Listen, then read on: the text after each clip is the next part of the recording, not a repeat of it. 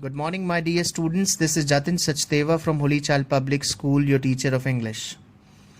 And the chapter that I have chosen today to discuss with all of you is Journey to the End of Earth from class 12th, written by Tishani Doshi. Guys, this chapter is very, very important as far as your board exam is concerned. It was earlier deleted by CBSE, but keeping the environment needs in mind, keeping the deteriorating nature in mind, CBSE has once again decided to reintroduce it. In this chapter, Tishani Doshi shares her experience, shares her journey to Antarctica. She also discusses many other issues related to Antarctica. So this is very, very important, guys. Before we move on, before we go through the chapter, I want all of you to get ready with your notebooks and pen and try to figure out what was the need to reintroduce this chapter by CBSE. So without wasting much of the time, let's move on to our chapter number 3, that is the Journey to the End of Earth, written by Tishani Doshi. देखिए, chapter को समझने के लिए guys आपको क्या करना है, you need to divide this chapter into 6 parts. See, this chapter has got a very different vocabulary which might be very difficult for all the students to understand as well as for teachers. एक teacher जो arts background से है या commerce background से है, उसको शायद ये चैप्टर समझने में थोड़ी सी प्रॉब्लम आए बिकॉज कुछ वोकैब ऐसी यूज की गई है, but we are going to make it extremely easier for you guys.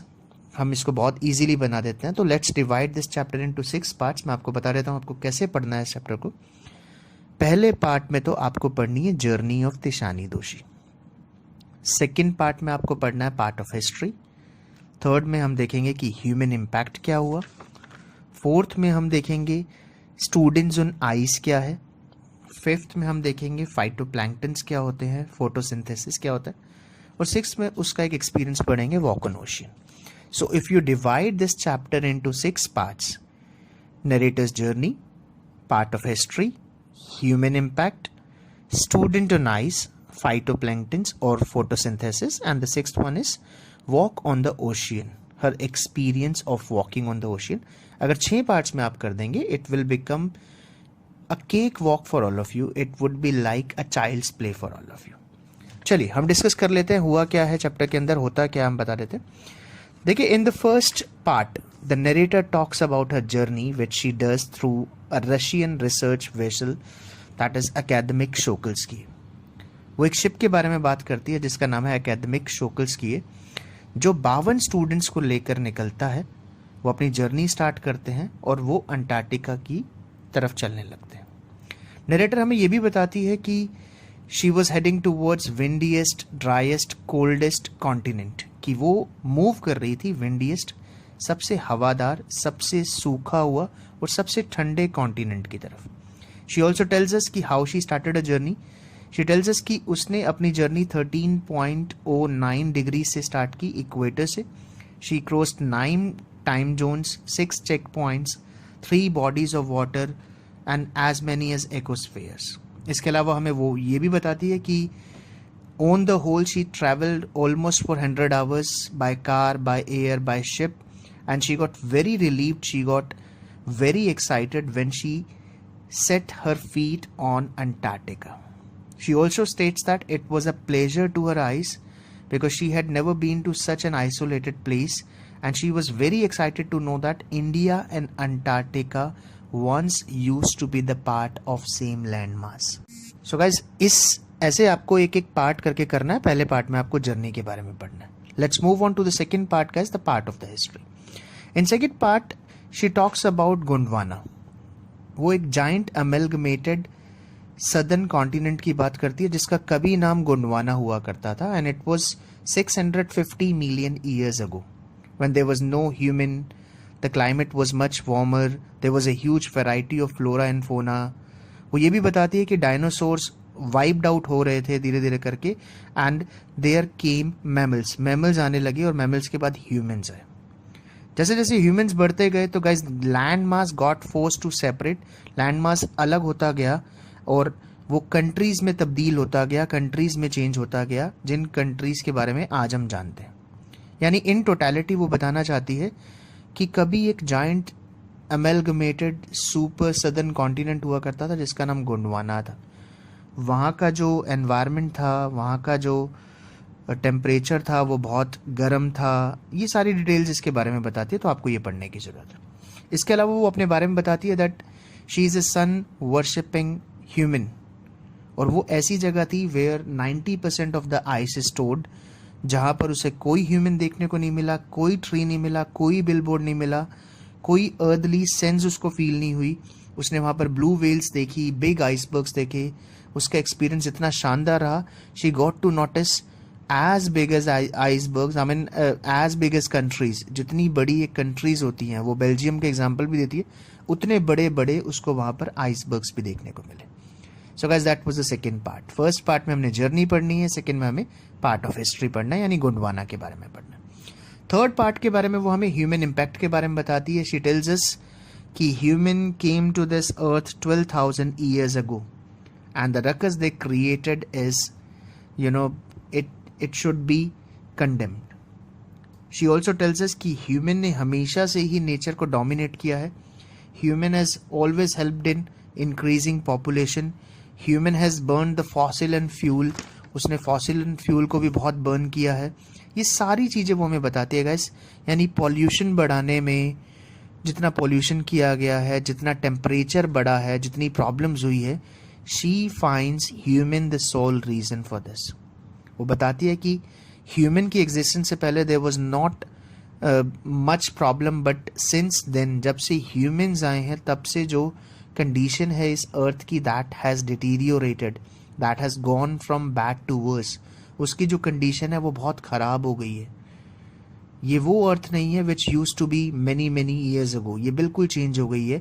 Third part के अंदर गाइस वो इसके बारे में बात करती है। Let's move on to fourth part जो आपको स्टार्ट करना है गाइस। चौथे पार्ट में आपको स्टूडेंट्स ऑन आइस के बारे में पढ़ना है गाइस।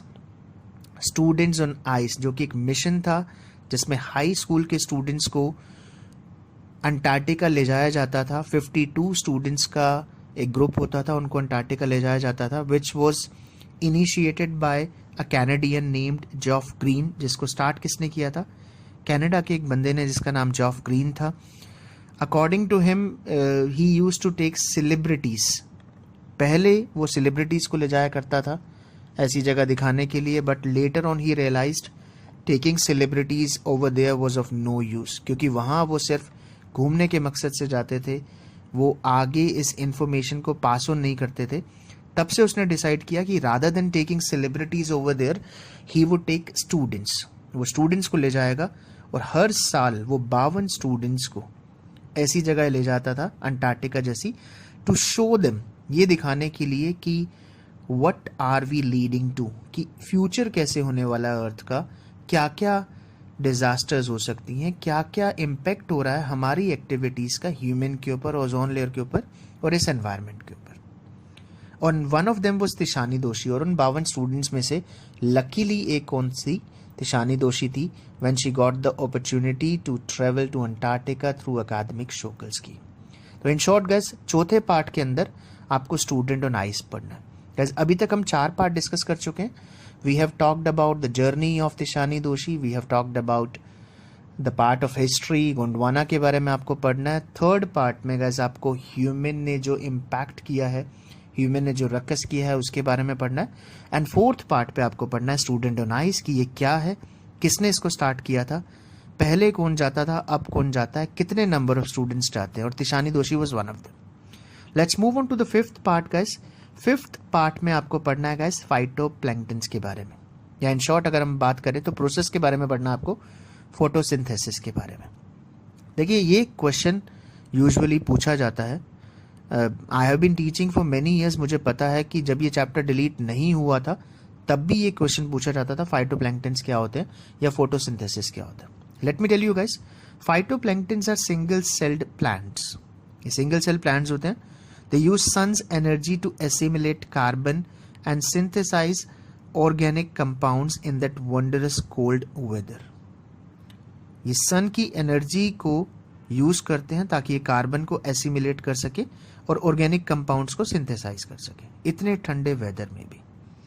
और नरेटर हमें वार्न भी करती है कि अगर ऐसे ही डिप्लीशन होता रहा, अगर ऐसे ही आइसबर्ग्स मेल्ट होते रहे, अगर ऐसे ही ह्यूमन इम्पैक्ट करता रहा, ह्यूमन ने डिस्ट्रक्शन किया, तो इन फाइटोप्लैंक्टन्स की एक्टिविटीज़ पे बहुत बुरा असर होगा। शायद ये फाइटोप्लैंक्टन्स ख़त्म हो जाए, और फाइटोप्लैंक्टन्स ख़त्म होने के बाद वहाँ के जो मरीन एनिमल्स हैं वहाँ की लाइफ डिस्टर्ब हो जाएगी। तो गाइस 5th पार्ट में आपको फाइटोप्लैंक्टन पढ़ना है। और एक चीज़ और याद रखनी है, ये जो पूरा प्रोसेस है सन की एनर्जी को यूज़ करना कार्बन को एसिमुलेट करने के लिए और ऑर्गेनिक कंपाउंड को सिंथेसाइज करने के लिए, ये जो है ये दैट इज कॉल्ड फोटोसिंथेसिस। इसको पूरे को फोटोसिंथेसिस बोलते हैं। Got it guys? और 6th पार्ट में आपको नरेटर का एक्सपीरियंस पढ़ना, that is walk on ocean. Walk on ocean के बारे में आपको पढ़ना है। नरेटर हमें बताती है कि she had been through a great learning, वो बहुत कुछ सीख रही थी। She was enjoying when they were returning, जब वो वापस आ रहे थे so their vessel got stuck, उनका जो शिप था वो स्टक हो गया, फंस गया दो आइसबर्ग्स के बीच में। दो जो उसने नाम भी मेंशन किए हुए हैं, शायद एक टेडपोल है और एक पेंसुलिया ऐसे करके कुछ है। और वहाँ पे जो उनके शिप का कैप्टन था, he advised all of them to get down. उन्होंने एडवाइस किया कि सब नीचे उतरें। वो नीचे उतरे धीरे धीरे करके, देवर प्रॉपरली सिक्योर्ड, वो सिक्योर्ड थे पूरे के पूरे। नीचे आए and they experienced a wonderful thing. उन्होंने देखा कि they walked over a 1 metre thick ice. वो 1 मीटर थिक आइस के ऊपर चले गाइस। 1 मीटर थिक आइस थी और बिलो दैट उसके नीचे 180 metre of living and breathing salt water. उन्होंने देखा कि जिस सी पर वो थे वो जमा हुआ था, बहुत ठंड थी वहाँ पे, वंडरस कोल्ड था।